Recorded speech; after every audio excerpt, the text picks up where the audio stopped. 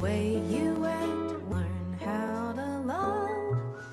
When I see the way you act, if I couldn't anything me, I could do. Okay, I'm gonna call this the Aaron Davis theory. Okay, if you don't know who Aaron Davis is, Aaron Davis is Aaron Davis is a supervillain that exists within the Marvel universe. Like if you don't know who that person was, or like I'm gonna give you a brief background. He takes up he was the character that Donald Glover played in that last Spider-Man movie, Homecoming, and like Aaron Lewis also had it's a link is another huge link this intertwining web we weave, no pun intended, of the Spider-Man story. Okay, Aaron Davis also takes up the mantle in the Ultimate. He exists in the Ultimate universe as a cat burglar, but like he goes by the name of the Prowler. The Prowler also exists in the regular Marvel universe under somebody else's name, but Aaron Davis is exists as the Prowler, but like he also he's like a cat burglar. He steals expensive weapons for a hefty price. I forget he works on the different people, but he steals expensive weapons and use it use it as against to his advantage. Yeah. Okay, but the thing is, he also has a nephew. He has a brother that used to be in that lives a life, is married, has a son. I'm gonna get to that in a minute. But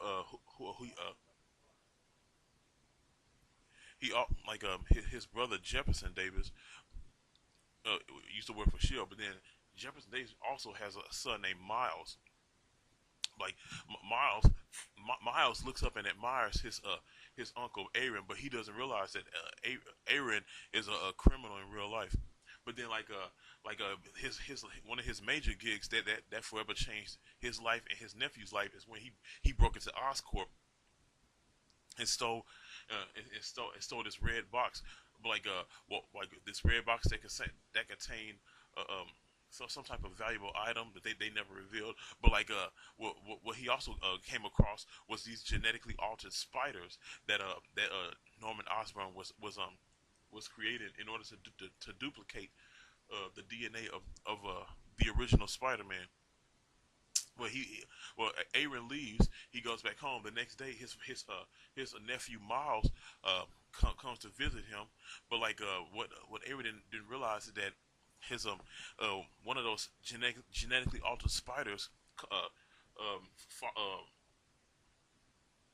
came home with him inadvertently, and they end up biting Miles Davis, granting him powers. And now he becomes the new Spider-Man in this Ultimate Universe. But he could do, but Miles Davis could do two things that Peter Parker, the White Spider-Man, can't do. He can turn invisible, and he can electrocute you just by touching him. Well, a few days later, Aaron comes across news clippings in news media of a new Spider-Man. At this time, Peter Parker dies fighting Green Goblin. He gets his neck broken. But then this new Spider-Man pops up, and then Aaron discovers that this new Spider-Man kind of kind of models after his nephew, because like he knows his nephew. He been knowing his nephew since he was in diapers, so he knew even though Miles was behind a mask, he knew right off the top that was his nephew. He tries to blackmail Miles into doing into doing petty crimes and even major crimes, and even going after the Mexican crime lord named Scorpion. But like in exchange for him not telling his father that he's the new Spider-Man, because if Miles' father knew that he was Spider-Man, he would just freak the hell out because he feels a certain type of way. Well, it eventually turns back on him, and he go they go back and forth, and he said like you're not gonna you're not gonna use me as a pawn. You're not gonna blackmail me. So like they get into an exchange, and like one of the high tech weapons that Aaron used blew up on his back, killing him in the process. And then before he died, he told Miles that you're just like me.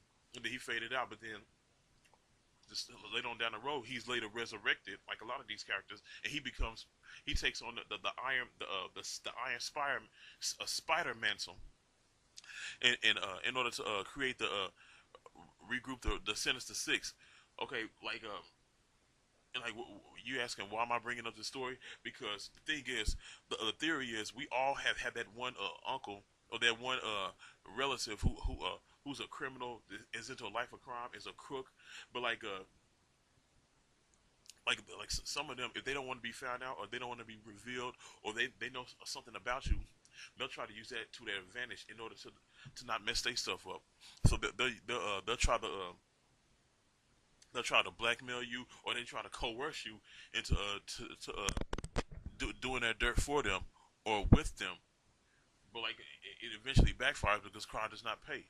Like when I read the story of Aaron, when I read the brief story of Aaron Davis, aka the Prowler, it kind of gave me that it made me think like, damn, we all got crooked uncles or twisted uncles that our parents tell us to stay away from, and like this is a good, excellent personification.